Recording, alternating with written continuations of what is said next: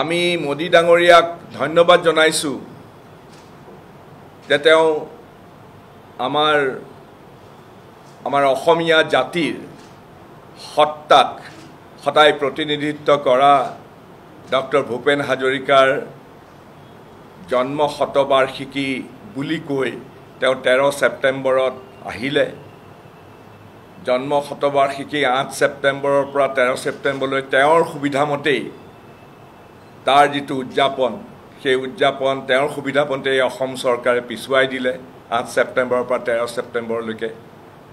তথাপিও তেওঁ আহিলে আমি ধন্যবাদ জনাইছোঁ আৰু তেওঁক ধন্যবাদ জনাইছোঁ অন্ততঃ সেইদিনাখন ভূপেন হাজৰিকাৰ প্ৰতি শ্ৰদ্ধা জনাই তেওঁ কংগ্ৰেছক গালি পৰা ৰাজনীতিটো তাত নকৰিলে, তাৰ বাবে আমি তেওঁক ধন্যবাদ জনাইছোঁ। কিন্তু মোদী ডাঙৰীয়াই দেখাত কোনো ৰাজনৈতিক ভাষণ নিদিলে,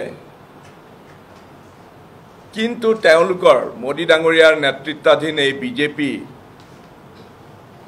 কথা আৰু কামৰ কেইটামান বৰ বিসদৃশ কথা আমাৰ চকুত পৰিলে। তেওঁ সেই অনুষ্ঠানত অতি ভালভাৱে তেওঁ ক'লে যে ভূপেন দা ইউনাইটেড ইণ্ডিয়া বাই হিজ ভইচ। একেবাৰে সঁচা কথা। ভূপেন হাজৰিকাদেৱে বিশ্বজনীন সাৰ্বজনীন তেওঁৰ সংগীত we are on the same boat brothers বুলি কৈ গোটেই ভাৰতবৰ্ষ তেওঁ গোটেই পৃথিৱীখনক তেওঁ একলগ কৰিবৰ কাৰণে একত্ৰিত কৰিবৰ কাৰণে মানৱ জাতিৰ সদায় তেওঁ প্ৰশংসা কৰে। আৰু এই কথা যেতিয়া মোদী ডাঙৰীয়াই ক'লে যে ভূপেন দা ইউনাইটেড ইণ্ডিয়া বাই ভইচ, এইটো একেবাৰে সঁচা কথা।